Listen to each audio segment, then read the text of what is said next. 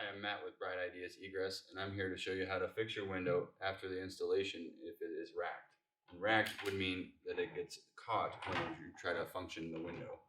So what you have to do is open your window properly, and there's going to be four adjustment spots that you will use, but two more often than not.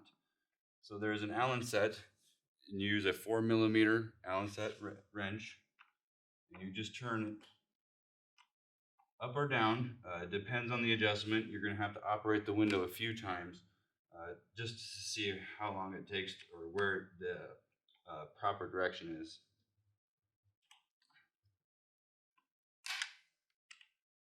Give it a couple adjustments here. We'll close this operation window here. Sounds a little bit better. That means we're in the right direction. I think a little bit more up here on the top is what we need. And again, it's just a matter of playing with it either direction to figure out where the adjustment properly lies.